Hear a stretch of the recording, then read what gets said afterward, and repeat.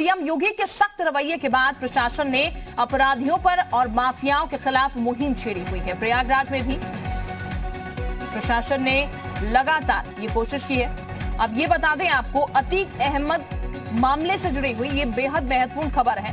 File जो है वो गायब कर दी गई है। कई अहम दस्तावेज जो है वो थाने से गायब बताए गए हैं। अतीक अहमद से जुड़े कई अहम दस्तावेज हैं जो कि थाने से गायब हो गए हैं। धूमनगंज थाने से फाइलें गायब हैं और इसको लेकर यह भी कहा जा रहा है कि किसी पुलिसकर्मी की लापरवाही इसमें नहीं है। पुलिस के मुताबिक कई बार पुरानी फाइलें जो हैं वो गुम हो जाती हैं। अदालत सीओ ऑफिस में केस डायरी की कॉपी होती है। फाइलें गायब होने में किसी भी पुलिसकर्मी की लापरवाही नहीं है, ये एसएसपी की तरफ से कहा गया है। तो ये बड़ी और अहम खबर हम आपको बता रहे हैं। और ये बता दें आपको, जिस तरीके से कार्रवाई यहाँ पर अतीक अहमद के खिलाफ की जा रही है, अब ये बात सामने आई है कि उससे जुड़े कई अहम दस्तावेज जो हैं वो थाने से गायब गए हैं। धूमनगंज थाने से ये गायब बताए गए हैं, लेकिन ये भी एसएसपी की तरफ से कहा गया किसी पुलिसकर्मी की लापरवाही की वजह से गायब नहीं हुए हैं। दूसरी तरफ ये चीज भी सामने आई है कि इसकी कॉपी भी रखी जाती है। तो कई अहम मुकदमों की केस डायरी जो है वो थाने से गायब बताई गई है। लगातार सीएम योगी आदित्यनाथ की तरफ से रवैया बेहद सख्त है। ऐसे अपराधियों पर शिकंजा कसा जा रहा है, ऐसे माफियों पर शिकंजा कसा जा रहा है जो कि लगातार अवैध कब्जा कर चुके हैं। पहले उनके खिलाफ मुहिम छेड़ी हुई है। प्रयागराज में प्रशासन बाहुबली अतीक अहमद की अवैध संपत्तियों को चिन्हित कर उन्हें ध्वस्त किया जा रहा है। इसमें कभी कभी ऐसा होता है जब दस्तावेज बहुत पुराने हो जाते हैं, खासकर 10-15 साल से पुराने, तो कभी कभी उनको फिर से बिल्डअप करने के लिए हमें कोर्ट से वो दस्तावेज निकालने पड़ते हैं, केस डायरीज निकालनी पड़ती है। तो इस तरह का कुछ केसेस हैं पुराने 2002 के, जिनकी फाइल अभी हम ट्रेस कर रहे हैं। चूँकि कोर्ट भी इस समय खुले नहीं है तो उसमें थोड़ी तकलीफ हो रही है। हम लगातार इस प्रक्रिया में शीघ्र ही हम उन फाइलों को ट्रेस करके दोबारा से रीबिल्ड करेंगे और प्रोसेस अपना चालू रखेंगे। और इस वक्त हमारे साथ दो सहयोगी जुड़ चुके हैं। मयंक हमारे साथ लखनऊ से जुड़ चुके हैं, इसके साथ ही गुफरान हमारे साथ प्रयागराज से जुड़ चुके हैं। सबसे पहले मयंक, मैं आपके पास आती हूँ। मयंक, इस पूरे मामले की अगर बात की जाए तो बेहद हैरानी की बात है कि फाइलें जो हैं जो कि संभाल कर रखी जाती है यहाँ पर केस की, वो फाइलें गायब कर दी गई हैं। एक तरफ प्रशासन लगातार उन बाहुबलियों पर कार्रवाई कर रहा है जिन्होंने अवैध कब्जे किए थे, धाक जमाई थी अपनी। अब जब फाइलें यहाँ पर ढूंढी जा रही हैं उनके केस की, तो ये फाइलें गायब हो गई हैं। ऐसे कैसे फाइलें गायब हो गई?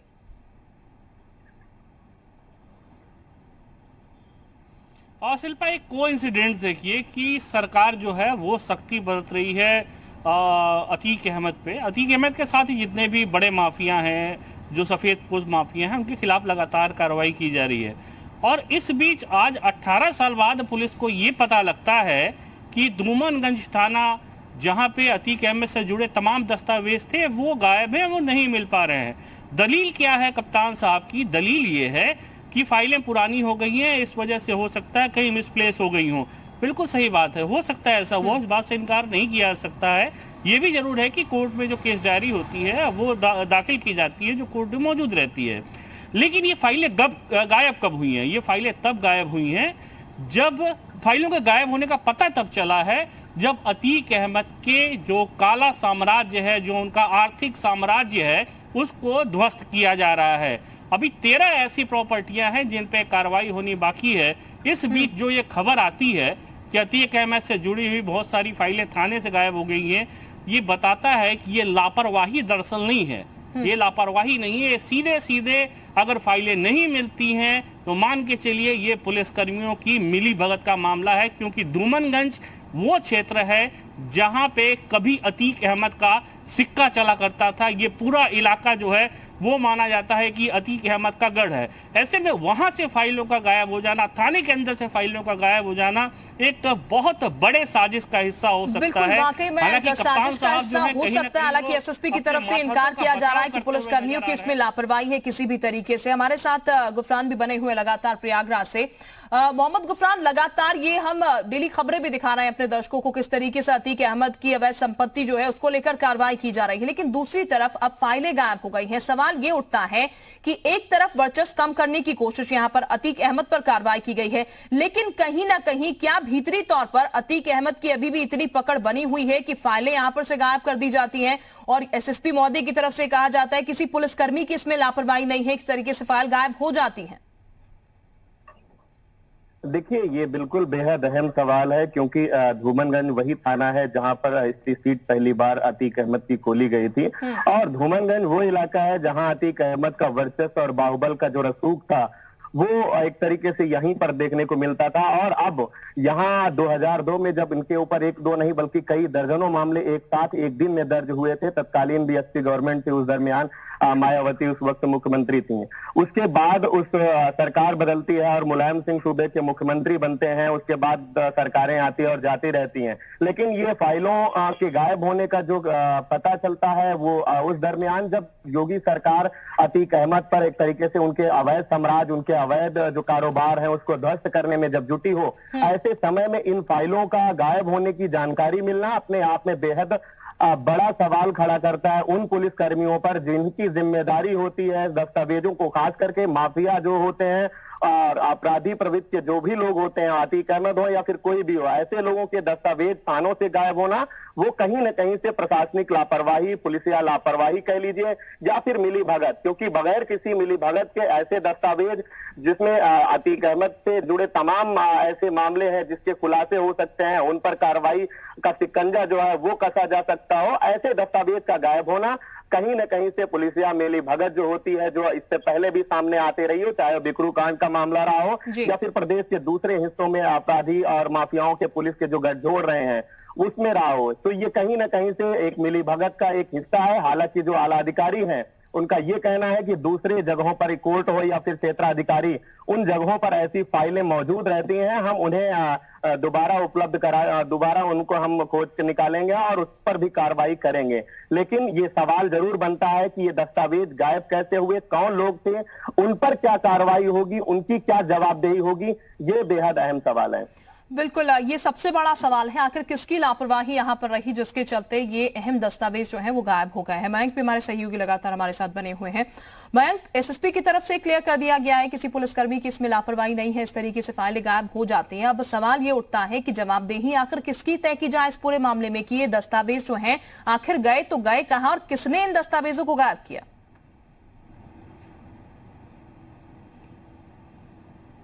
देखिए, जो हमारे प्रयागराज के सहयोगी हैं, मैं गुफरान से ये जरूर कहूंगा कि जब भी वो कप्तान से मिले हाल फिलहाल में, उनसे एक सवाल जरूर करें कि क्या केवल अतीक अहमद से जुड़ी हुई फाइलें ही, दस्तावेज ही गायब हुए हैं, अन्य थानों में भी इस तरह की फाइलें और दस्तावेज गायब हुए हैं, अन्य क्रिमिनल से जुड़े हुए? सवाल ये है कि अतीक अहमद से जुड़े हुए फाइलें गायब हुई हैं।